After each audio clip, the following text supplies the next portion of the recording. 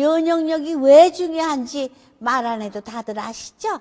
저는 몇 년째 환신을 꾸준히 먹고 있는데 면역력만큼은 걱정 안 합니다. 요즘 같은 시대 튼튼한 면역력에 건강까지 쑥쑥. 지금부터라도 환신 꼭 챙겨 드세요. 드셔본 분들만 그 진가를 느낄 수 있다니까요. 이제 면역력은 환신에 맡기고 건강하고 즐거운 인생 누리자고요. 요즘 부쩍 면역력이 걱정이세요? 면역력을 팍팍 튼튼하게 챙기고 싶으세요? 부담 없이 전화해서 지금 바로 상담 받아보세요. 먼저 유동규 본부장님 나오셨습니다. 네, 안녕하십니까. 안녕하십니까. 금요일만 뵈다가 또 월요일에 뵈니까 네. 또 기분이 새롭네요. 근데 제가 네. 또 하나 맞춰볼게요. 재판 갔다 오셨죠? 네. 재판복장! 재판복장입니다. 재판복장. 슈트를 입고 나오시면 네. 재판복장인 거 압니다. 네. 오늘 또 어떤 재판이셨나요? 오늘 저 대장동 재판. 대장동 예, 재판. 제가 오늘 또 증인으로 가는 거. 갔다 왔습니다. 혹시 뭐 무슨 또 특이한 사항이라도 오늘 기억나시는 건? 이제 검찰이 네네.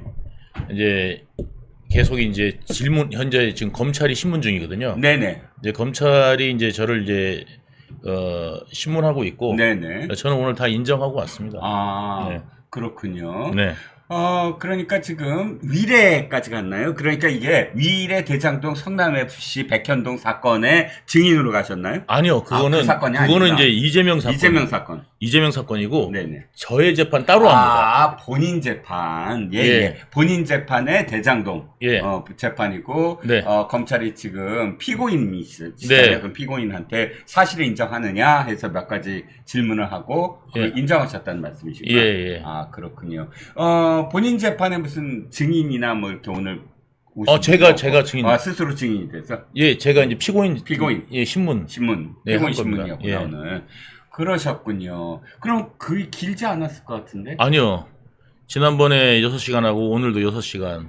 와. 그 다음에 검찰 신문 또 6시간 또 남았습니다. 아. 그러니까 총 3, 6, 18, 18시간을 검찰이 신문하고요. 네. 김만배가 이틀을 잡아서 저를 신문하고요. 네. 이틀 정도 잡아서. 네네. 그래서 이제 남욱도 정영학, 그 다음에 정민용 해가지고 네. 또 이제 또 다 신문 기일을 또 잡아갖고 네. 예, 신문하니까 저만 한 5길, 6, 7, 8길 정도를 합니다.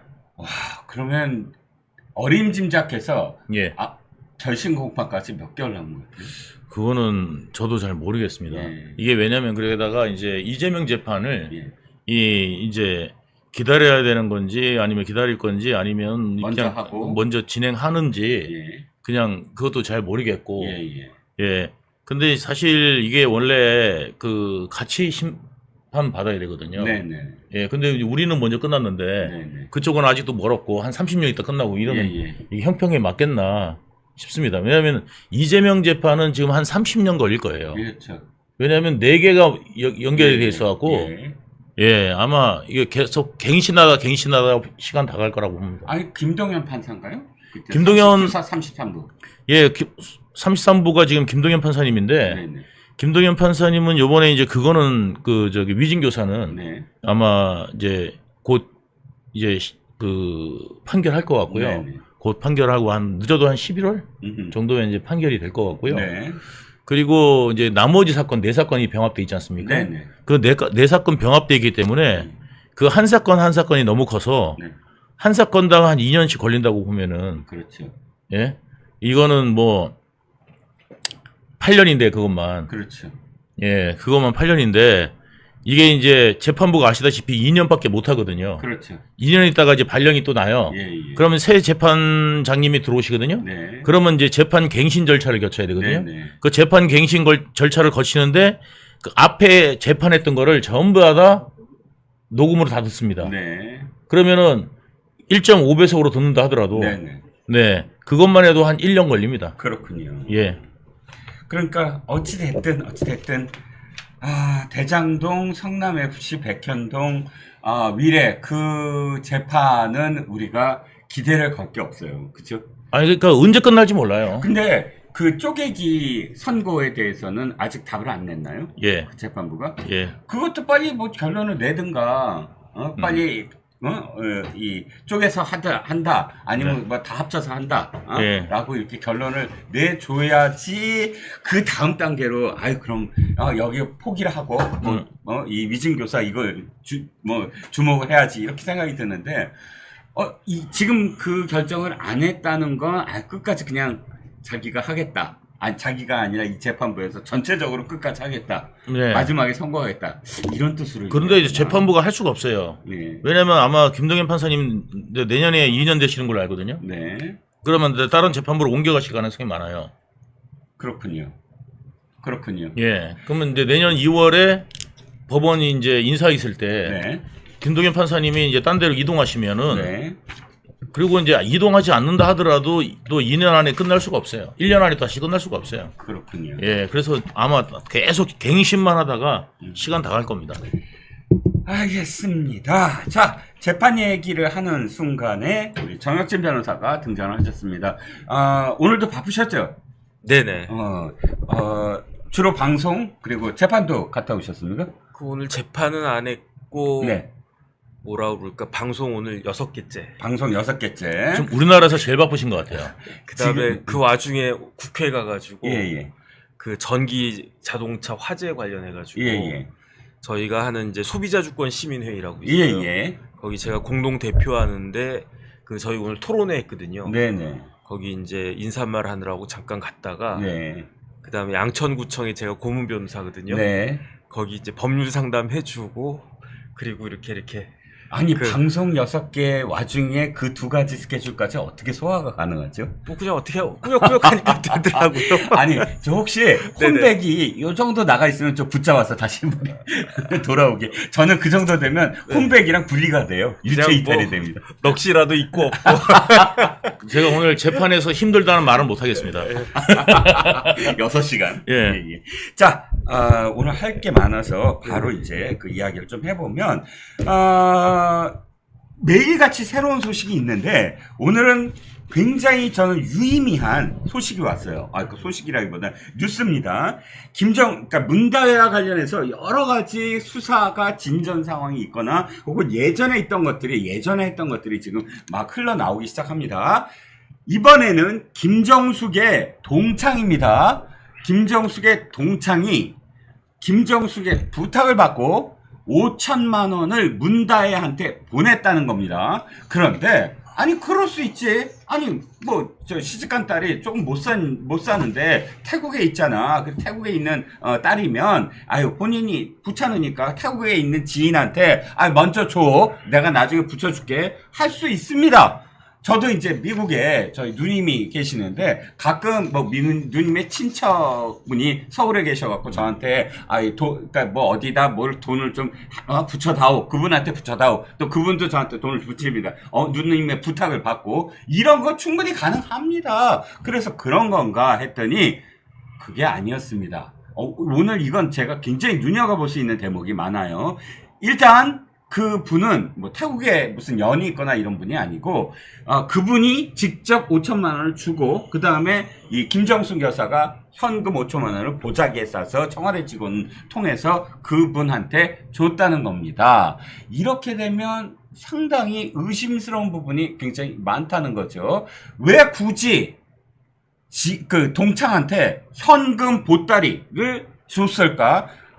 이게 떳떳한 거래라면, 돈 거래라면, 이분한테 그냥, 원래는 그냥 자기 딸한테 붙여주면 최고고, 또 현금, 은행으로. 그게 아니라, 이 동창한테도 현금으로 주고, 그 다음에 이렇게 주면 됩니다. 그런데, 현금이 아니라 은행으로, 은행을 붙이지 않고 현금 보따리를 줬다.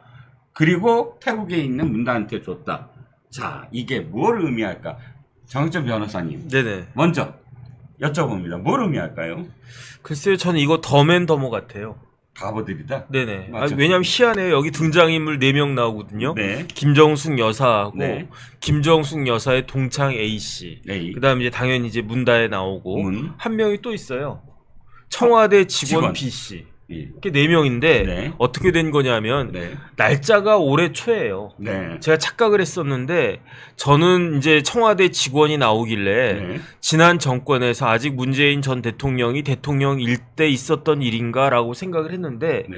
다시 기사를 꼼꼼히 봤더니 올해 초래요. 네. 그러니까 김정숙 여사가 어디선가 빳빳한 5만 원짜리 천장이겠죠. 그래 5천만 원이니까 천장을 구해가지고 그거를 보따리에 싸가지고 청와대 직원 B 씨한테 준 거예요. 그러니까 잠깐만. 네네. 죄송해요. 네. 그거를 준 게 올해 초가 아닌데? 그게 아니라 네네. 올해 초에 압수수색을 한 거예요. 기사는 어떻게 나왔냐면요. 자, 제가 볼게요. 조선일보 단독 기사예요. 자, 검찰은 올해 초 김정숙 여사를 대신해 다혜 씨에게 5천만 원 송금한 김 여사의 친구 A 씨의 집을 압수수색했다. 올해 초가 걸리는 건 압수수색했다요. 그래서 제가 이게 헷갈려. 왜냐하면 제가 조금 전에 MBN 뉴스와이드 갔다 왔는데 그때 아마 문 대통령의 재직 중에 있었던 일이다. 왜냐하면 청와대 직원이 나오니까. 청와대 직원이 나왔으니까. 근데 기사를 다시 봤더니 올해 초로 나오길래 어쨌든 아니. 그게 내가 왜 네. 제가 또 하나 증거가 뭐냐면 네네. 자, 문다혜가 우리가 표적이 됐어요 하고 SNS에 올리고 그 다음에 올린 게 이거예요. 자, 지인 계좌를 추적하고 네네. 동창 계좌를 추적하고 네네. 그때는 이 동창이 자기 동창인 줄 알았어. 저는 이걸 올린 게 언제냐면 2월이에요. 2월. 그러면 제가 이 기사 보자마자 이 동창이구나라고 연결했거든. 그런데 어쨌든 중요한 네네. 거는 네. 만약에 이게 문 대통령 재직 중에 있었던 일이면 일이 훨씬 더 심각해지는 거고요. 네네. 올해 초라고 하면 조금 희한하다 그 생각이 드는데 네. 그런데 제가 이렇게 이야기를 했더니 아까 이제 민주당 쪽에서 나온 패널이 예. 이거 올해 초에 그 돈 거래가 이루어진 것처럼 이야기를 해가지고 제가 잘못 봤나? 뭐 이렇게 요즘 헛것이 보이나? 막 이런 생각이 들었는데 어쨌든 그거는 뭐 나중이라고 하고요. 이게 왜 희한하다라고 생각하면 김정숙 여사가 5만 원권짜리 100개 묶음인 500만 원짜리 10개 묶음으로 해가지고 5천만 원을 그 청와대 직원한테 주는 거에 보따리에 싸가지고 그러면서 그 B씨 이거 내 친구 걔한테 좀 전달해줘 해가지고 그 청와대 직원이 김정숙 여사의 친구한테 이 5천만 원을 보따리에 싸가지고 건네줬는데 이 아줌마가 참 희한하게 이거를 이제 문다혜한테 무입금으로 이제 통장에 입금하지 않았습니까? 그런데 입금할 때 예컨대 정혁진이면 정혁진, 이종근이면 이종근, 유동규면 유동규 자기 이름만 쓰면 되는데 여기에 김정숙까지 이름을 썼다는 거잖아요. 네. 그러니까 쉽게 말하면 정혁진, 김정숙 이렇게 쓴 거예요. 네네. 그러니까 만약에 이제 김정숙이란 이름이 없었으면 문다혜가 이거 그냥 내가 아는 분인데 그냥 나한테 뭐 이렇게 돈 거래가 있어가지고 5천만 원 내가 받았다 이렇게 해버리면 되는데 김정숙이라는 이름이 딱 들어가 있으니까 이게 저 같아도 의심할 거 아니에요. 이거 뭐냐고. 그러니까 이제 보니까 그러니까 그 김정숙 여사의 그 친구인 그 아줌마가 그러니까 이제 실토를 갖다 한 거죠. 사실은 이거 정숙이가 나한테 그 돈을 갖다 준 건데 그 배달한 사람이 누군데 청와대 직원이더라. 이렇게 해가지고 딱 밝혀졌다라고 하는 건데 아니 돈에 꼬리표가 있습니까? 그냥 김정숙 여사가 문다혜가 5천만 원 필요하다라고 하면은 차라리 그 청와대 직원 통해가지고 야 이거 좀 다혜 갖다 줘 이렇게 이야기하면 됐든지 아니면 제일 좋은 거는 요즘은 5천만 원 그렇게 무겁지도 않아요. 1000장만 있으면 되거든요. 5만 원짜리 지폐 1000장만 있으면 되니까 그거 들고 그냥 룰루랄라 딸 집에 가가지고 다혜야 그 엄마 왔다 그러면서 이거 잘 써라 그러면서 탁 놔주면 될 걸 갖다가 뭐 이렇게 흔적을 갖다 일부러 남기려고 한 거지. 저는 그게 참 희한하다는 그런 생각이 들고 그 다음에 만약에 이게 우리가 모든 사람들이 의심하는 것처럼 이른바 관봉권, 이른바 특활비라고 하면 문제는 심각해집니다. 왜 그러냐면 이거는 누가 봐도 업무상 횡령죄고요. 네. 그 다음에 이게 금액이 5천만 원인데 만약에 5천만 원이 1억이 넘어간다. 그럼 법이 바뀌어요. 법이 형법에서 무슨 법으로 바뀌냐? 특가법으로 바뀌어요. 특정범죄 가중처벌에 관한 법률로 바뀌고 죄명이 바뀌어요. 업무상 배임이 아니고 무슨 죄가 되냐면 무시무시한 국고손실죄가 되는 겁니다. 그래가지고 국고손실죄에 걸려가지고 아주 고생고생한 사람들이 있어요. 어떤 사람들입니까? 국정원장. 어떤 국정원장입니까? 그 박근혜 전 대통령 때 그때 국정원장 했던 그런 사람들이 특활비를 상납했다고 해가지고 그 국고손실죄로 형사처벌 받았거든요. 대법원까지 가가지고 판례 나왔거든요. 만약에 지금 문제가 되는 이 돈이 그 특활비라고 하면 문재인 대통령도 피해 나가는 것은 불가능할 것이다. 전 그런 생각이 듭니다. 네. 제가 이게 현직에 있을 때 줬다라고 판단하는 이유가 일단 청와대 직원이 등장을 하고, 네네. 그 다음에 지금 입장이라면, 사인이잖아요. 지금 입장이라면 지금 딸한테 동창을 통해서 돈 붙여주는 건 문제가 안 돼요. 뭐 문제가 있습니까, 그게? 그런데 그때 당시라고 판단을 하는 거고, 제가 두 분한테 제 추정을 얘기하면, 네네. 이거예요. 저는 양이네스와 유송아가 돈을 붙였다 하는 거 있잖아요. 그게 이해가 잘 안 갔어요. 왜 이해가 안 가냐면, 그게 왜 돈을 붙였을까? 이 사람들이 지네 돈으로? 왜 지네 돈으로 돈을 붙였을까? 그런데 제가 추정하는 건 이거였구나예요. 딱 이거였구나. 현금 5천만 원을 똑같이 얘네들이 그러니까 몇 천만 원씩 붙였다고 하잖아요. 300이었다가 지금 그게 거짓말로 드러났고, 네네. 몇 천만 원씩 보내면 이들은 그때 당시에 청와대 직원들이었어요.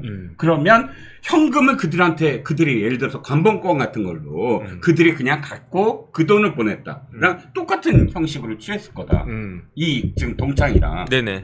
그렇다면 역시 관본권으로 그 당시에 동창이든 지인이 지금 이 양이네스거든요. 그러니까 그 당시에 이 문다혜가 이렇게 얘기해요. SNS에 지인, 가족, 동창까지 털었다. 그때 당시에 2월 달엔 양이네스와 유송아 털었고, 이 올해 초에 이 김정숙의 동창을 털었고, 그래서 똑같은 형식으로 관본권을 주던 아니면 무슨 돈을 주던 어찌됐든 문다혜한테 그 자기네들이 지금 갖고 있는 돈이 아니라 특활비를 빼돌린 게 아니냐. 그렇게 지금 유추가 가능한 게 아니겠습니까? 라고 저는 생각을 했거든요. 네네. 그래서 어쨌든 참 뭐라 그럴까 좀 이렇게 허탈하다 그런 생각이 듭니다. 허탈하다는 생각이 들고, 그 다음 또 이 와중에 별장이 드러났잖아요. 참 저는 제주도에 별장이 3억 8천짜리가 문다혜 씨가 그걸 소유하고 있다라고 하는 것도 그것도 참 희한한데, 또 그 별장을 산 게 이혼한 다음이란 말이에요. 그런데 그 별장의 전 소유주가 누구였느냐? 송기인 신부였다라고 하는 것도 참 희한하고, 이게 제가 여태까지 잘못 살았나 그런 생각이 들 정도로 여태까지 제가 생각했던 것들을 다 깨버리는 그런 일들이 하나씩 이제 드러나니까 도대체 어디까지 가야 되나 하는 생각이 듭니다. 그러니까요. 자, 송기인 신부는 문재인 대통령의 멘토죠. 네네. 뭐 운동권적인 멘토. 문재인 대통령을 그러니까 이렇게 운동권으로 이끌었던 정신적인 어떤 지주라고 하죠. 그 사람이 신부인데 제주도에 그런 뭐 3억 몇천만 원짜리 어쨌든 집이 있었고, 그 다음에 송기인으로부터 문재인이 샀다 그러면 이해가 가요. 그래서 문재인이 딸한테 증여를 했다. 이런 게 드러나면 그럴 수 있었는데, 문다혜가 못 살아갖고 돈을 계속 붙여주고 몇 년 동안을 그렇게 했고, 그래서 그 돈으로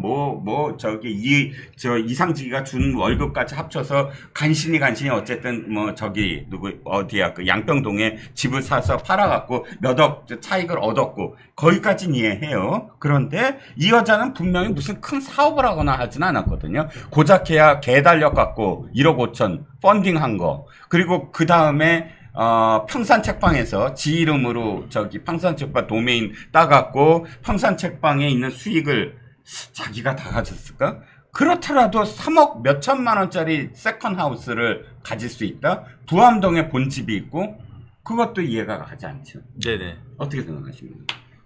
네, 사실 부동산 소유를 한다는 게 개인적으로 되게 어려운 일일 수 있거든요, 이게. 네. 예, 근데 이제 문다혜 같은 경우는 1년에 2억 정도를 생활비를 받았더라고요. 예. 예, 문재인 대통령 부부한테. 예. 직업이 없을 때. 예. 예. 그래서 한 1년에 2억 정도를 갖다가 그 지원받던 사람이 그러면 생활비가 상당히 많이 들어간 사람이잖아요. 1년에 2억이 어떻게 나오지? 그게 제가 지금 알기에는 예. 2억을 지원받았다라고 나온 기사가 예. 뭐냐 하면 바로 이상직이 준 월급. 예. 그렇게 해서 2억 2천만 원을 아니, 그게 받았다라고. 그 전에. 그 전에? 예, 그 전부터 여기 그 부부가 생활비를 갖다 보전해 준 게. 예, 예. 예. 액수가 나왔나요? 예, 액수가 제가 못 봤나 보다. 2억으로 제가 저는 봤거든요. 그럼 뭐- 1년에 2억을 줬다? 예. 그래서 1년에 2억 정도를 원래 그 문재인 부부가 예, 예. 줬었는데 네네. 네. 줬다가 이제 이런 일이 이제 이거를 그 취직시켜 가지고 네네. 요걸 갖다가 이제 더 이상 안 줘. 그때부터 끊었대요. 네. 그래 가지고 취직시켜 주고 끊었답니다. 네. 예, 그 전까지는 계속 한 1년에 2억 정도를 주다가 취직을 시켜 줘 가지고 그때부터 이제 돈을 딱 끊었다. 요거 저는 요 기사를 봤거든요. 그러면 그게 예. 이해가 안 가는 게 문재인의 대통령이니까 예, 예. 전부 다 드러나야 되잖아요. 예. 그러면 자신의 어떤 예금이 줄어들었어야 됐는데 예. 한 몇 년이면 한 2년? 예. 2년이면 4억인데 네. 4억이 줄어든 게 한번 찾아봐야 되겠네요. 4억이 실제로 줄어들었는지. 예. 아니면 그거야말로 뭐 예. 대통령이 뭐 꿀꺽한 거잖아요. 예. 그렇군요. 그러니까 이제 그리고 이제 이게 현금 뭉치가 나온 거는 네. 제가 이제 현금 뭉치를 많이 이제 취급해봐가지고 잘 압니다. 네. 예. 왜냐면 이제 봉투로. 김용한테 전달할 때도 1억짜리 예. 1억 그 현금으로 해가지고 갖다 그렇죠. 주고 2억 갖다 주고 막 이랬지 않습니까? 아니 1억이 얼만큼 됐다고요 그때? 1억이요. 예. 참 표현하기 좀 어려운데 예예. 이런 환신 골드 예, 예. 이 두 개를 붙여놓고 예. 거의 2개 붙여놓은 정도의 옆으로 쫙 세워놔야 네. 1억 정도 됩니다. 아 그러면 한 쇼핑백 하나에 충분히 들어가네. 아, 그럼 충분히 들어가죠. 1억은요. 5천만 원이면 보자기에 쌌다는데 조그맣겠네. 음. 크지 않고. 예. 왜냐하면 한 다발이 500만 원이잖아요. 예예. 네. 그러니까 대개 이제 5만 원짜리를 100장으로 이렇게 묶어가지고 예. 준단 말이에요. 예. 그 묶으면 요만하잖아요. 예. 네. 그 신권 같은 거는. 예. 그게 딱 10개면 되니까. 그렇죠. 1억이라고 해봤자 20개면 되니까. 아 그 뭉치가 20개다. 네네. 촘촘하게 그러네. 타다다다다닥 박아갖고요. 예. 예, 그래가지고 딱 하면 한 요 정도 이 사이즈 나오거든요. 쇼핑백에 저는 쇼핑백에 3억까지 담아봤어요. 3억까지. 안 부럽습니다. 찢어져요? 예? 안 찢어져요? 2개로 담아야 됩니다. 2개로. 6kg예요. 6kg. 그래도 그러니까 어쨌든 부럽습니다. 1억에 2kg입니다. 1억이 2kg. 아, 부러우세요? 예. 감옥 가시면 돼요. 감옥 가시면 돼요. 예. 예. 저같이 하다 감옥 가면 돼요. 예. 예. 아, 그래가지고 그렇게 잠바 같은 것도 입고 막 그랬었잖아요. 본부장님이.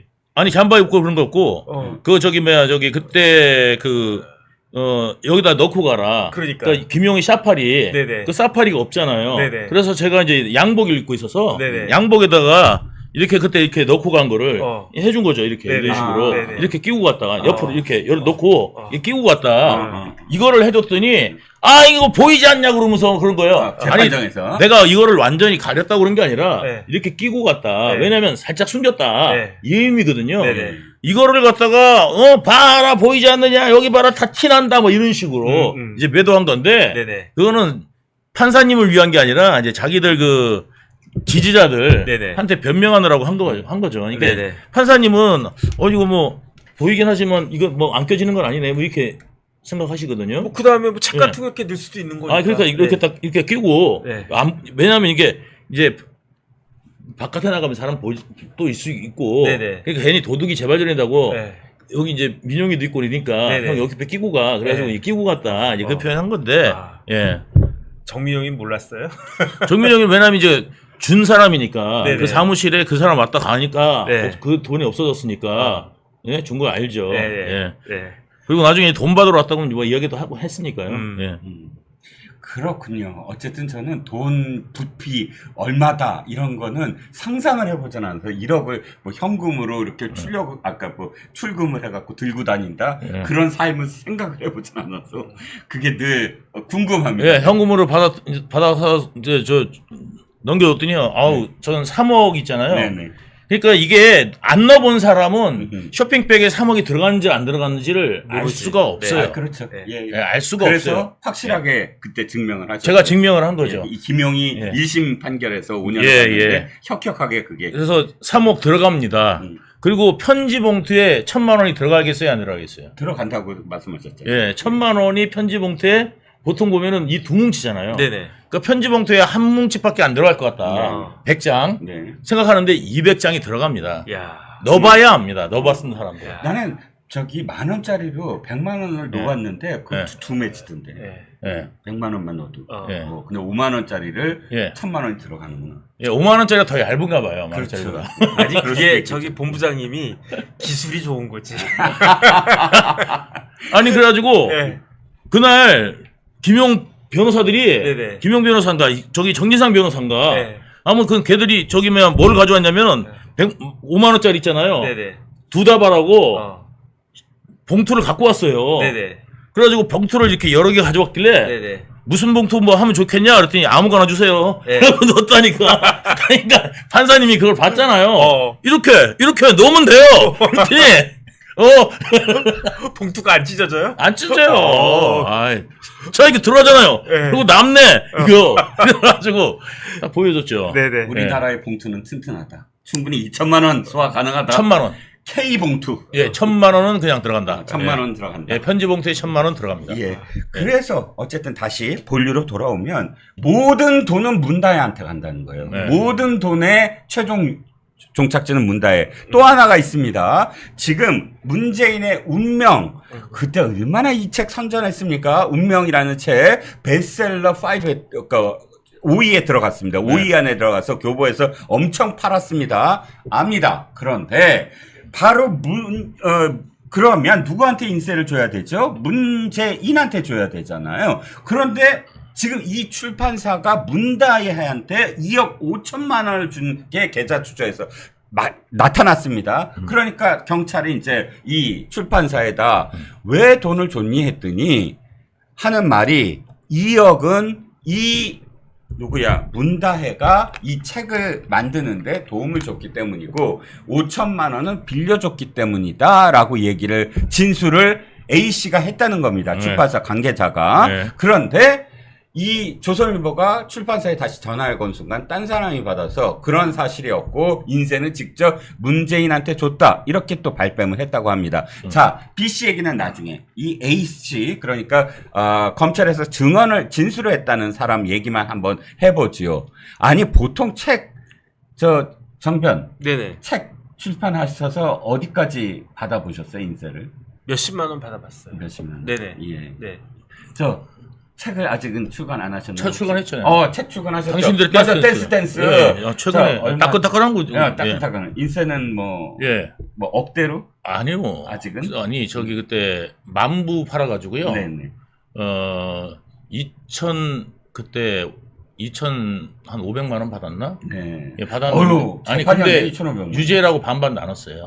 아니, 예. 어쨌든 뭐. 예, 유재일 네. 씨하고 반반 나누는 네. 바에 한 1,200만 원 정도. 아니, 글쎄. 예. 뭐, 공동저자니까 합쳐서 한다고 하더라도 그렇게 됐는데, 자, 2억이면은요, 2억을 무슨 디자인에 조언을 줬다. 디자인을 직접 한 것도 아니에요. 무슨 도움을 줬다 의뢰했어요. 도움을 준 사람한테 2억 주고 또 인쇄 따로 뭐 저자한테 주고 뭐가 남습니까? 제가 보기엔 이 출판사는 한 거 그대로 다 문다혜한테 준 거 밖에 안 되고요. 그리고 제가 진짜 이해가 안 가는 게 왜 문다혜한테 청와대 직원도 돈을 붙여 또 뭐 이 책 출판사도 돈을 붙여 김정숙 동창도 돈을 붙여 이게 온전한 거래인가? 아니 부채 왜 빌려주죠? 아니 출판사가 왜 그 출판사 이 문다혜는 따로 출판도 해요. 1인 출판사도 하는 사람이에요. 그런데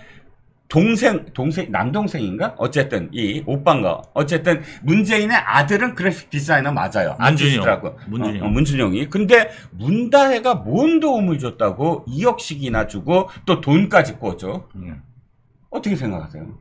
그러니까, 이건 뭐, 편법 증여 내지는 불법 자금을 뭐, 이렇게 넘겨준 거 내지는 여러 가지로 보입니다. 그러니까 현금은 일단은, 요즘에 그 정말 특이한 경우 아니면은 현금 잘 안 쓰지 않습니까? 네, 예. 그렇죠. 예, 그러니까 현금을 그렇게 5천만 원을 무려 그거를 개인이 예, 갖고 있다 준다는 거는 그 특이한 케이스죠. 예. 그러니까 어디서 뭔가가 들어왔다는 거죠. 그렇죠. 현금 다발이. 그러니까 말하자면 아까 말씀하신 대로 뭐 특활비가 현금으로 바뀌었든지 아니면 누군가한테 그 5만 원권을 좀 받았다든지 이런 경우 말고는 있을까 싶습니다. 아니면은 그 현금을 차진 흔적이 있어야 되지 않습니까? 그렇죠.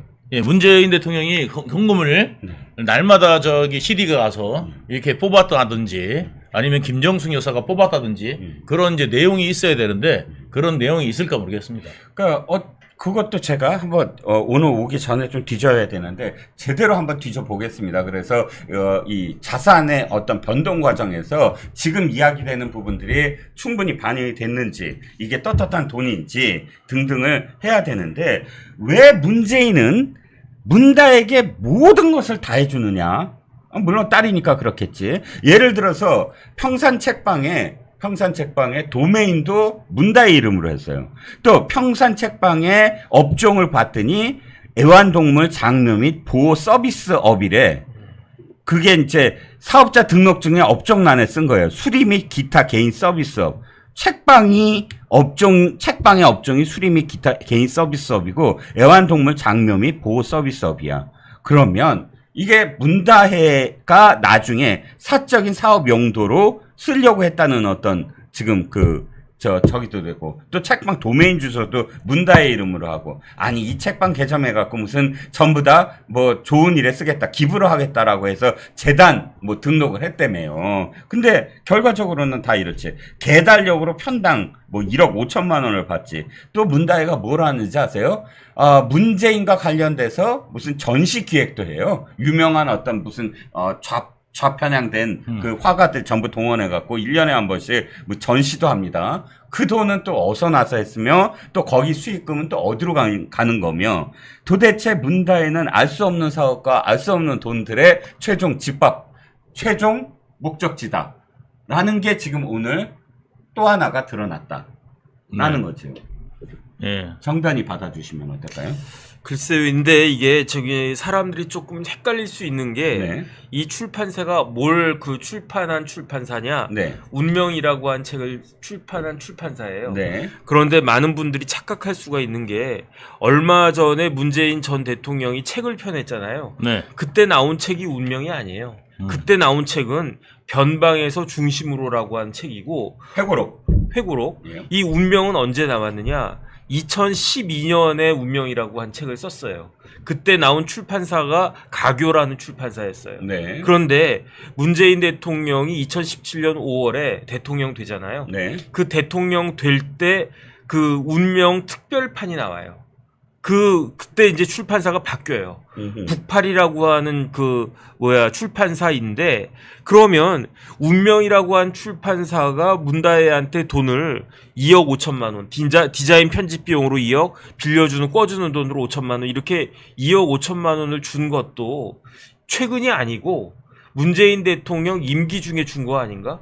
당연하죠. 저는 그런 생각이 들거든요. 예. 그렇다라고 하면 이것도 그냥 상식적으로 인세가 2억이 나오려고 하면 인세가 10% 정도가 인세라고 치면은 쉽게 말하면 책이 20억 어치 팔려야 된다는 거잖아요. 20억 어치 팔려야 된다라고 하면은 2만 원짜리 책을 몇 권 팔아야 되느냐? 10만 권 팔아야 된단 말이에요. 네. 그런데 10만 권 팔아가지고 인세가 2억 나왔는데 그거를 누구한테 줘야 됩니까? 문 대통령한테 줘야 되잖아요. 네네. 그런데 문 대통령한테 2억 주고 그 다음에 문다혜한테 또 2억 주고 편집 비용으로. 그거 유동규 본부장님 요번에 책 내셨다고 하는데 그런데 이제 인세 한 1250만 원씩 받았다 짭짤하게 나눠가지고 가지셨다면서요. 예. 그거 편집한 사람 있습니까? 네, 있죠. 그 책 편집한 사람한테 얼마 줍니까? 뭐 안 1,000만 원 안 줬는데요? 그러니까 이거는 출판계의 관행이나 출판계 이렇게 일반적인 업무 관행에 맞지가 않는 거예요. 네. 만약에 이제 그 출판사가 진짜 10만 권이나 팔렸네. 그래가지고 야 10만 권 팔아서 매출이 20억 났어. 그러니까 이제 인세로 뭐 한 2억씩 다 드려. 그래도 이거 편집한 사람은 그 편집한 사람이 잘해가지고 그렇습니까? 아니요, 출판사에서 네네. 원래 저기 한 12% 네네. 정도밖에 안 줍니다. 인세를? 예, 인세를. 원래 한 10% 주는 거 아닌가요? 그러니까 많이 팔리면 12%는 많이 준 거고. 많이 준 겁니다. 예. 많이 엄청 준 많이 준 예. 거고요. 그러니까 보통 많이 줘봐야 12%다. 아니요. 요즘은 뭐 5% 이래요. 물론 이게 그 다음에 팔리는 거에 따라서 뭐 이렇게 할 수도 있고. 예. 그러니까 초기에 워낙 지금 차기 안 팔리는 세상이라 예. 12%면 어마어마하게 준 거예요. 정말. 그러니까 제 이야기는 예. 그 운명을 출판한 그 출판사 아마 북팔일 것으로 생각이 되는데 그 출판사가 문다혜한테 돈을 줄 이유가 없었다는 거고요. 그렇죠. 그 다음에 문다혜한테 돈을 줬는데 그게 디자인 비용, 편집 비용 명목으로 2억을 줬다. 이 해명이 더 희한하고 더 말이 안 된다는 이야기인 거죠. 네, 맞습니다. 그렇다라고 하면 네. 이 돈 자체도 뭔가가 사연이 있는 돈 아닌가? 저는 그런 생각이 드는 거예요. 그러니까 뭐 이렇게 뭐 탈탈탈 털었느니 뭐 애들 교육용 뭐 아이패드까지 가져갔느니 그런 그 쓸데없는 이야기 하지 마시고 이 2억 5천만 원의 정확한 그 근거가 뭐냐? 명목이 뭐냐? 그 다음에 아까 친구 통해서 강남 간 게 아니라 친구 통해서 그 문다혜 딸한테 준 돈 그 5천만 원 어떻게 그렇게 된 거냐? 그 밖에 뭐 양평동 집부터 해가지고 뭐 이네스 양에다가 누구의 굉장히 그 의심 많이 가지 않습니까? 이런 부분들에 대해서 속 시원하게 좀 해명을 갖다가 해주고 그런 다음에 억울하다 뭐 이런 이야기를 하든지 말든지 그래야 될 것이 아닌가 싶습니다. 그렇습니다. 그래서 이제는 아마도 이제 문재인 대통령 부부, 문재인 부부가 소환돼서 문재인 부부가 기소되는 것만 남지 않았느냐. 그러니까 점점 더 친문들이 뭐 난리가 났습니다. 그리고 더군다나 이재명까지 솔직히 말씀드리면 이재명은 문재인이 지금 감옥 가거나 구속되거나 아니면 기소되거나 아니면 소환되는 걸 즐길 사람이라고 난 생각해요. 맞습니다. 이게 무슨 나서서 뭘 자기가 커버해주고 그걸 한마디 보태주고 아니거든요. 전혀 아닙니다. 전혀. 지금까지 예. 한마디도 안 했어요. 예. 지금 이 리스크, 문다의 리스크만 하더라도 지금 거의 올 초부터 시작이 했어요. 올 초에, 아까 작년 말에 사실 시작이 돼갖고 작년 말에 뭐 SNS에 올린 게 시작했어요. 지금까지 벌어지고 있는데 지금 딱 한마디 하고 이번 주에 달려간답니다. 그러면 이재명은 도대체 무슨 생각으로 이거를 좀 숟가락 하나 얹은 걸까요? 전 이제 뭐냐면 이제 동지 만났다는 거죠. 응? 동지 만났다. 동지를 만났다. 예. 네. 그러니까 이제 법조 리스크 있는 권력자 동지를 만났다. 네. 그래서 이제 힘을 합쳐서 이거를 사법부를 깨보자. 네. 이제 이 생각에 의해서 이제 그 정치 권력의 힘으로 야당들 문재인 팀들 다 모이고 이재명 팀들 다 모여서 이 사법 리스크를 넘어가 보자. 이 검찰 권력의 횡포다. 이런 거로 이제 어떻게 해보려고 지금 하는 겁니다. 옛날에 이제 군사정권 이야기 이제 나왔고는 지금은 또 이제 그게 아니니까 검찰 정권이라는 이야기 나왔어요. 네. 검찰이 무슨 힘이 있다고. 네. 옛날에 이제 군사 정권 시대야 그래도 힘이 있었죠. 네, 네. 예, 그때는 정말 군부라는 힘이 있었지만 이 검찰 같은 경우는 사실 힘이 없어요. 예. 그리고 파벌도 여러 파벌이고, 네. 예, 검찰 내부에도 여러 파벌이 있고, 이제 이런 상황인데 이제 검찰 정권 이야기를 하면서 예, 문재인 쪽에 이제 힘도 빌려서 네. 예, 한번 탄핵 정국 몰고 가자. 요런 좀 망상을 하고 있는 것 같습니다. 아니 근데 이재명과 문재인은 다르지 않나요? 문재인은 이제 수사를 꼭 받아야 될 사람이고 이재명은 수사를 더 받을 게 없잖아요. 이재명은 지금 검찰과 싸우는 게 아니라 법원의 판사들하고 싸워야 되는 거 아닌가요? 아직까지 근데 이제 판사들하고 싸우면은 사법부의 정면 도전이니까 예. 판사를 살짝 빼고 이제 검찰로 예, 화살을 돌리지 않습니까? 네. 아니 이재명 대표가요. 예. 아직도 수사받을 거 많이 남아있어요. 아, 남아있는 게 있나요? 뭐 법인카드도 있고. 아, 법인카드 소환이 남아있군요. 그 다음에 뭐 더블투인가 그 호텔도 예, 있고. 맞습니다. 그 호텔 새롭게. 정자동. 예. 그 다음에 파면 아직 안 파서 그렇지 무궁무진한 무궁무진합니다. 이거 지금 보화가 숨겨져 있어요. 예, 지금 저기 코나이부터 해갖고요. 코나이가 있다. 코나이 수사도 안 돼 있구나. 그러니까 제가 볼 때는 이재명은 이번에 권력을 잃으면은 네네. 자기는 햇빛 못 본다고 생각할 겁니다. 예, 분명히. 그러니까 이번에 확실하게 문재인 네가 가라 하와이 할 줄 알았더니 예. 아니야 우리 알았어 힘을 합쳐서 어쨌든 목소리를 같이 내보자. 내가 너 지금 얘기해 줄 테니까 너도 저 까부지 말고 무슨 뭐 김경수는 하지 말고 나랑 같이 한번 목소리를 내보자. 이렇게 해석하신다는 거죠? 예. 2017년도에 네네. 2017년도에 이제 대선 전국에서 문재인 절대 까지 말고 좀 참신한 정치 한번 보여주라고 그랬더니 네. 이재명이가 뭘 못하냐면요. 네네. 남 안 까고는 못 빼깁니다. 어허. 예, 그러니까 남을 안 까는 걸 못합니다. 아니. 그래서 문준용이 거기에서 디릿다 문준용을 까버린 거예요. 아. 그래서 친문들한테 욕 바가지로 먹은 거 아니겠어요? 아 근데 죄송합니다. 말씀 예. 끊어서. 이재명은 안 그렇대. 어저께 그쵸. 참 그저께 그 모두 발언 있잖아요. 예. 모두 발언에 이렇게 얘기했어요. 나는 평생 누구를 개인적인 사람을 비방하면서 정치를 하지 않았습니다. 그 사람과 대화를 해야 될 여지를 남기두기 때문이지요. 저는 개인적으로 비방하지 않습니다. 라고 얘기를 했어요. 나도 사실 거기서 기함을 토했거든. 이 말이 도대체 말이야, 발이야? 저는 그냥 사이코패스 같아요. 예. 그러니까 뭐냐면 자기의 잘못을 인정하지도 않고 자기가 맨날 저기 남한테 뒤집어 씌우는 거 네. 아주 도사잖아요. 네네. 하다못해 2003년부터 당했어요. 네네. 저기 최철호 PD님도 당했지. 예? 한두 명입니까? 예? 그런 많은 사람들이 당해가지고 하고 그다음에 저기 국민의힘의 그 의원이었던 그분도 한번 제대로 당했지. 뭐 당한 사람이 한둘이 아닌데. 그다음에 문준용 가지고 물고 늘어져가지고 문 대통령 네네. 그때 이제 경선할 때 네네. 그 했던 사람이 바로 이제 본인 아닙니까? 네네. 본인 아들 또 막상 또 저 이동호 이야기 나오니까 네네. 이동호 이야기 나오니까 본인이 뭐라고 그러냐면 20살 넘으면 자식이 아닙니다. 네. 그랬던 사람이 네. 이재명이에요. 그러니까 네네. 자기가 남한테 뒤집어 씌우고 비판하고 게다가 이번에 그 위증 교사가 다 뭐 때문입니까 그게? 자기가 누명 썼대지 않습니까? 네. 예? 누명을 써서 예? 그러면 누명 씌운 사람이 최철호 PD라는 얘기예요? 그렇죠. 예? 최철호 PD한테 그 음성 파일 받아가지고 그거를 냅다 틀어가지고 그거 불법으로 취득한 그 음성 파일을 냅다 틀어가지고 그 최철호 PD가 깜빡하게 가게 되거든요. 네. 예, 그거를 이제 방송 안 하려고 그랬더니 네네. 그걸 저기 기자회견 열어서 냅다 튼 사람이 이재명 아니에요. 네네. 그 비방하려고. 네, 그렇죠. 남 비난하려고 그 녹음 파일 그 검사 사칭해 가지고 했던 사람이 이재명인데 남을 비방한 적이 그러니까 아버지가 노름꾼인데 예, 남의 것을 탐한 적이 없대요. 예, 그 이야기가 똑같은 거 아닙니까? 그렇죠. 저도 그게 참 늘 내가 그랬다니까 진짜 그럴 줄 알아. 무슨 말이든 난 할 수 있어. 예. 바로 말을 바꾸면 되니까. 예, 그럼 그 일환이라고 생각은 합니다. 예. 자, 계엄령 얘기를 해보죠. 계엄령이 나는 그냥 이 추미애는 옛날 얘기고 김민석이 얘기하고 또 김병주가 얘기하고 그러면서 아유 이재명은 말고 나머지 사람들이 전부 다 계엄령 이렇게 군불대 갖고 탄핵 빌드업 하나부터 했더니 웬걸 이재명이 직접 얘기를 합니다. 계엄령을. 예. 첫날도 그랬고 오늘도 지금 계속 계엄령 갖고 뭐 그 김용현 국방장관 청문회 후보자 청문회에서도 계엄령 얘기가 계속 나오고 있습니다. 계엄령을 말하는 의도가 뭘까요?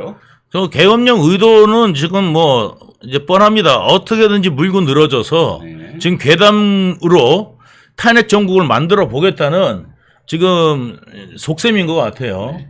그런데 여기에 동참하는 사람이 별로 없는 것 같아요. 제가 볼 때는. 네, 계엄 그거에. 지금 국민들이? 아니 이제 민주당 내에서? 민주당 내에서도요. 민주당 내에서 몇 명, 아니, 그러니까 갖고 있죠? 몇 명이 이제 그거를 받아서 이제 이야기를 하고 있지만, 네. 예, 모두가 이게 다 받아가지고 했으면 이재명이 조금 더 기다렸을 텐데 네네. 이재명이 바로 등판한 걸 보면 네. 빌드업이 되기도 전에 이재명이 등판한 걸 보면 이재명이 상당히 다급해 있다. 예, 이걸 알 수 있고 11월의 판결로 인해서 네네. 이재명은 이제 본인이 끝날 수 있는 상황이기 때문에 네. 예, 본인이 지금 너무너무 다급하다는 거죠. 네. 예, 그거를 보여주는 단적으로 보여주는 겁니다. 그렇군요. 이재명이 겁이 많아요. 10월 말 예. 늦어도 11월 11월 초. 초에 나올 사법 리스크가 자신한테 어떤 영향을 미칠지가 지금 이제 드러나는 게 바로 계엄령 빌드업이다. 예. 탄핵이고 뭐고 그게 문제가 아니라 그건 나중 얘기고 예. 내 사법 리스크 덮기가 급급하니까 드디어 마침내 끝내 이재명 입에서도 계엄령 얘기가 나온다라는 거라고 해석을 해주셨어요. 정변 혹시 받으실 말씀이? 글쎄요, 저는 그 계엄 관련해 가지고 도대체 이해가 되지가 않아요. 네. 왜 이해가 되지 않느냐? 네네. 예컨대 윤석열 대통령이 계엄을 했다. 네.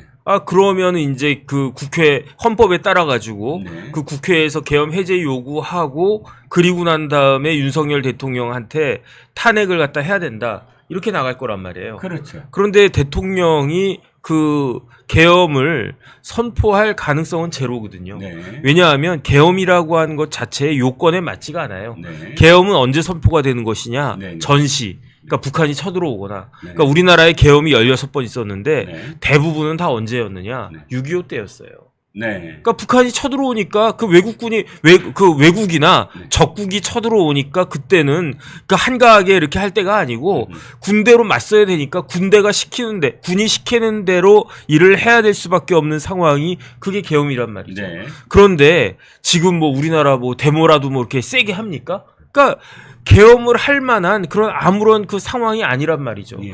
그러면은 윤 대통령이 이제 계엄을 안 할 거란 말이에요. 네. 그러면 이재명 대표가 거 봐라. 내가 계엄에 대해서 미리 워닝을 줬기 때문에 경고했기 때문에 계엄을 갖다가 그 선포를 안 한 거다. 이렇게 이야기할 겁니까?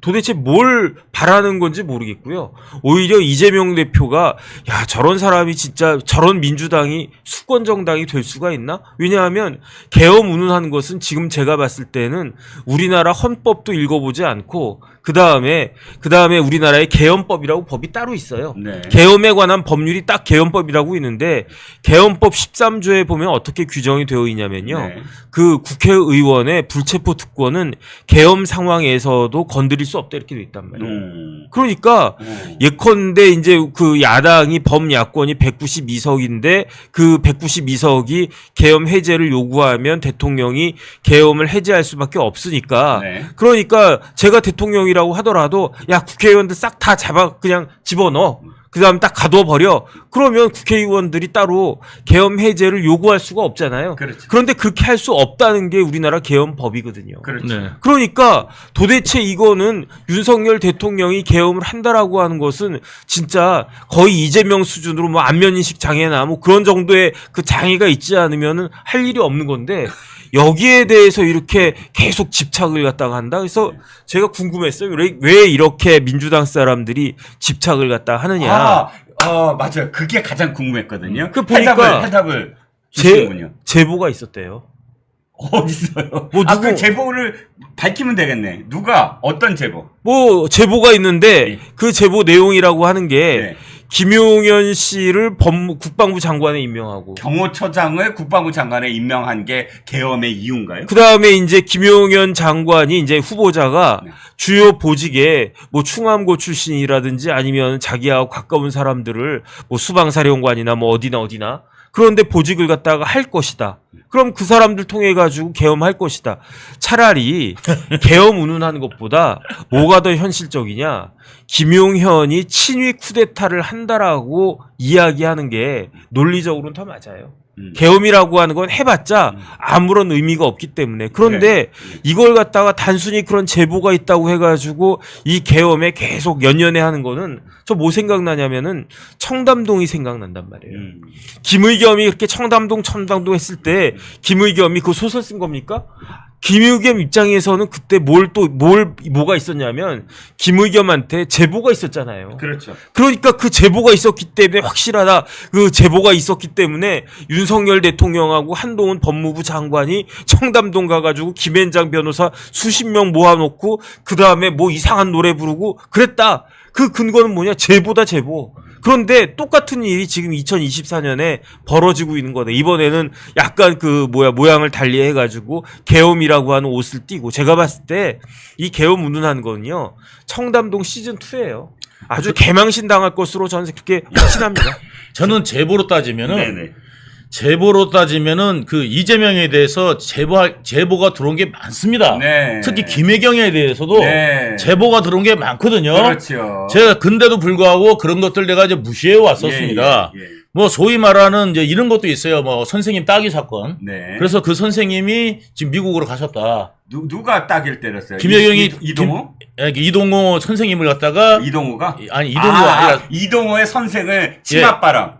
가가고 이동호의 엄마가 이제 가가고 김혜경이 가서 이제 따기를 때렸다. 아하. 예, 이제 그런 거. 그 다음에 또 이제 뭐 이동호 관련돼 가지고 뭔 일이 있으니까 이제 그 이재명 마누라가 가갖고 네.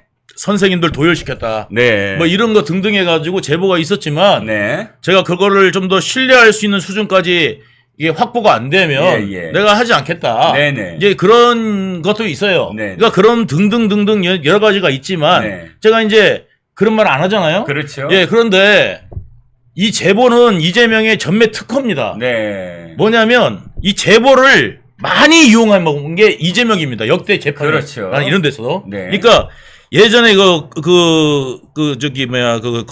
검사 사칭죄 때 네네. 그때도 뭐냐면 우리 KBS가 방송 못 한다 이거. 그렇죠. 불법으로 취득한 거라서 방송 못 한다 그러니까 네네. 이재명이가 무슨 제안을 하냐면 여러분 예, 이거 재판에 나온 이야기입니다. 다. 그러니까 무슨 제안을 하냐면 이거를 제보받은 걸로 하자. 네? 이거를 제보받은 걸로 하자. 그 조작이잖아요. 예, 조작. 예, 예. 그래서 그 이재명이 다른 옷 입고 이렇게 제보자인 척하면서 가가지고 하는 거를 실제로 찍었는데 그것도 나중에 킬당한 걸로 알고 있어요. 네, 그렇군요. 예, 그러니까 제보자한테 그러니까 제3자한테 제보를 받아서 그런 것처럼. 예, 이걸 꾸밀라고 그랬는데 네네. 예, 이것도 나중에 안 된다 네네. 해가지고 그게 안 됐던 걸로 알고 그렇죠. 있어요. 그래서 이제 이재명이가 그때 재판에서 나온 이야기입니다. 제가 그냥 한 이야기가 아닙니다. 네. 예, 그래가지고 이제 내가 제보자한테 우리가 받았다고 하자. 네. 이거를 제안한 것이 바로 이재명이고요. 네. 그 다음에 뭐냐면 그 재판에서도 뭐냐면 자기가 제보를 받았다 네. 하면서 KBS하고 김병량이 짜고 네. 예 자기를 갖다가 이거를 좀 모함한 네. 내용이다 해가지고 그걸 관련된 녹취 그 파일을 내요. 네네. 그런데 녹취 파일이 누구 거냐? 네. 그랬더니 그건 익명이다. 아하. 이래가지고 익명이다 이래갔는데 그랬던 거예요. 그러니까 조작된 제보 인생이네 그냥. 예. 근데 요번에 재판에 뭘 갖고 나왔냐? 뭘 갖고 나왔습니까?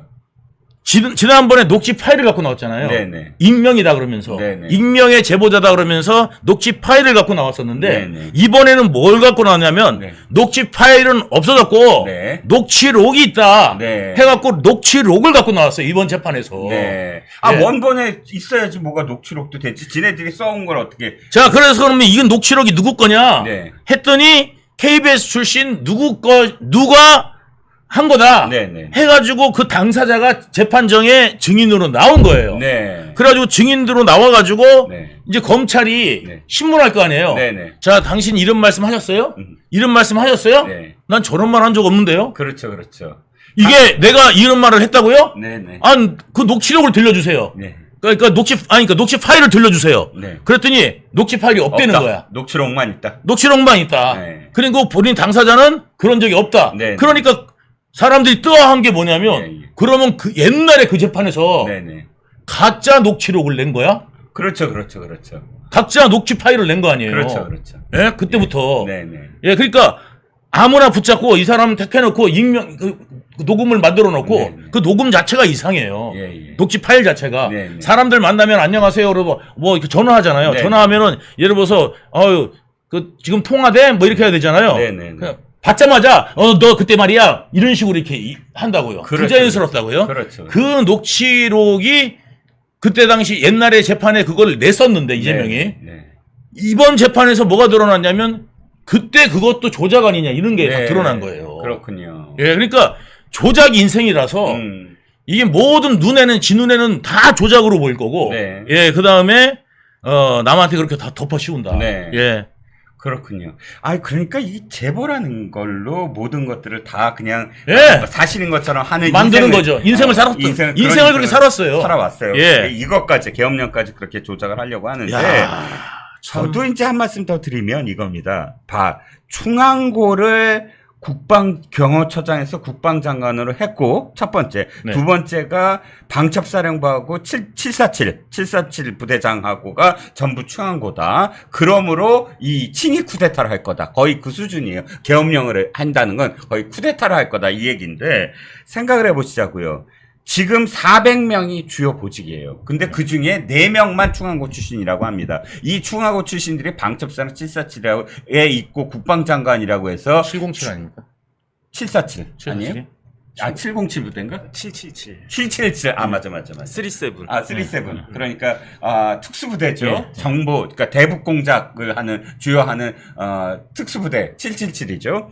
그 부대장하고 방첩사령부하고 뭐 다뭐 해서 이번에 그 친위 쿠데타를 한다. 아니 생각을 해보세요. 그러면 옛날에 하나회라든지 내지는 전두환, 그때 노태우 이 사람들은 사실상 충분히 그런 것들을 하기 위해서 꽤 오랫동안 사실 같이 이렇게 이너서클처럼 했던 집단들이기 때문에 목숨을 걸어서 그렇게 한순간에 쫙 그 육사단이었죠. 아마 저기가 노태우가 네. 병력을 뺍니다. 그거는 정말 죽음을 불사하고 전방에서 후방으로 병력을 뺀 거거든요. 이런 시스템이 어느 정도 갖춰지지 않으면 충분히 시위를 두고 그런 어떤 동지가 있지 않으면 쿠데타 못해요.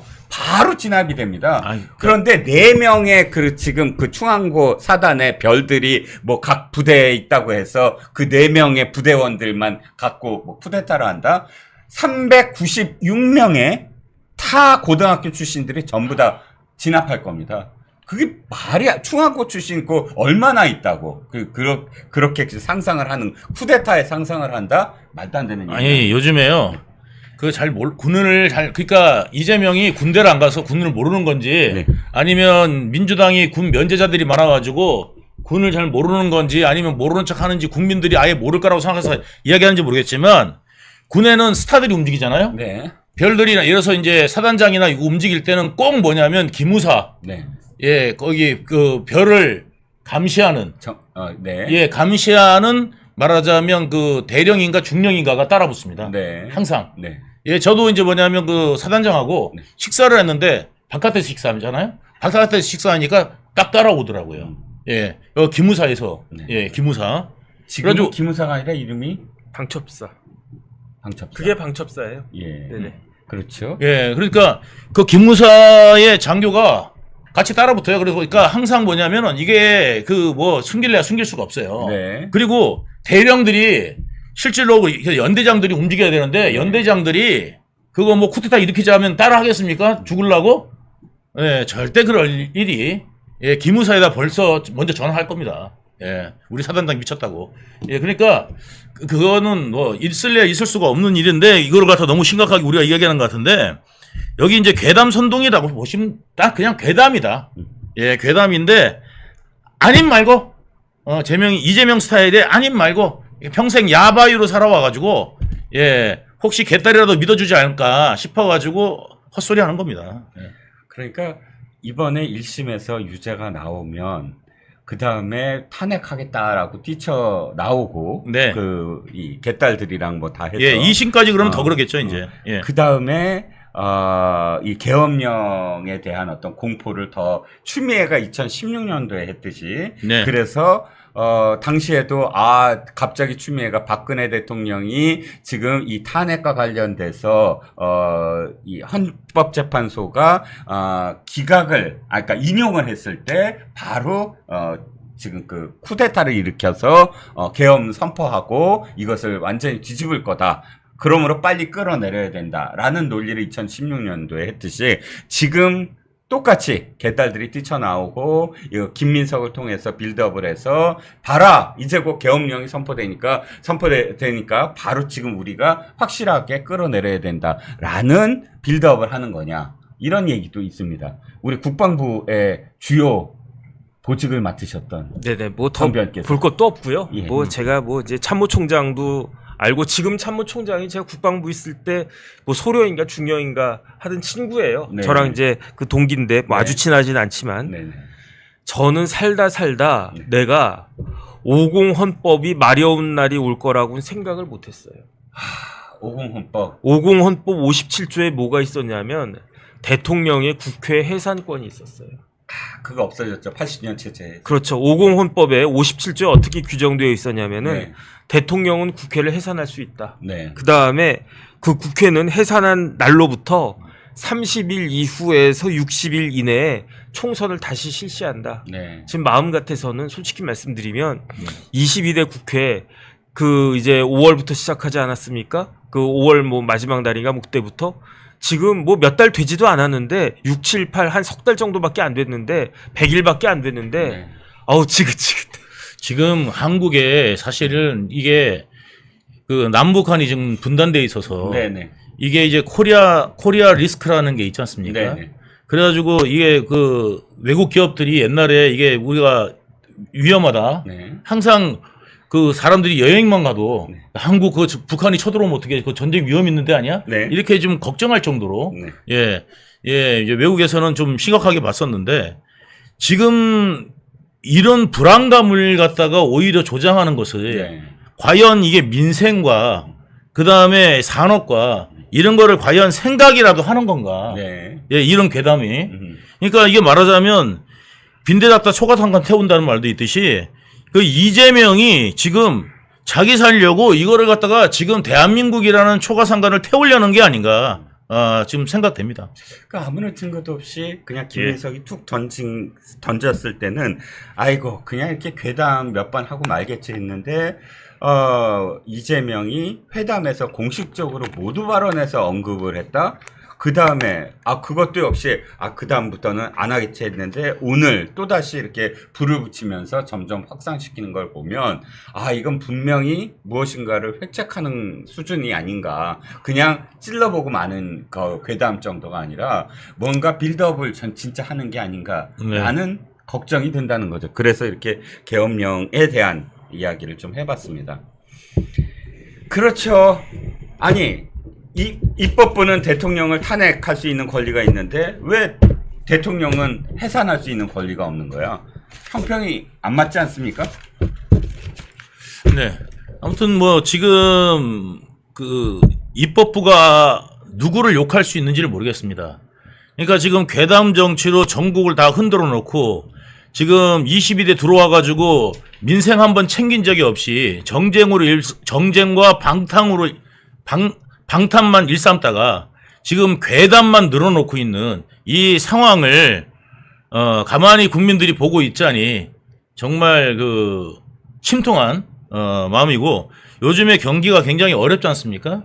그래서 본인이 25만 원 뭐 내놓자 뭐 주자 뭐 이런 거를 주장했던 사람 입에서 이런 괴담 정치만 계속 나온다는 게 정말 참 시대에 이런 인물이 있었나 싶습니다. 네. 자, 오늘 그 1시간 5분이 됐습니다. 제가 많이 앞에 말을 많이 해서 시간이 조금 많이 잡아먹은 것 같은데 혹시 정병께서 아니요, 또 없습니다. 하신 말씀, 네네. 뭐 준비된 말씀 없으면 자, 그러면 전하는 말씀 잠깐 듣고 돌아오겠습니다. 면역력이 왜 중요한지 말 안 해도 다들 아시죠? 저는 몇 년째 환신을 꾸준히 먹고 있는데 면역력만큼은 걱정 안 합니다. 요즘 같은 시대 튼튼한 면역력에 건강까지 쑥쑥 지금부터라도 환신 꼭 챙겨 드세요. 드셔본 분들만 그 진가를 느낄 수 있다니까요. 이제 면역력은 환신에 맡기고 건강하고 즐거운 인생 누리자고요. 요즘 부쩍 면역력이 걱정이세요? 면역력을 팍팍 튼튼하게 챙기고 싶으세요? 부담 없이 전화해서 지금 바로 상담 받아보세요.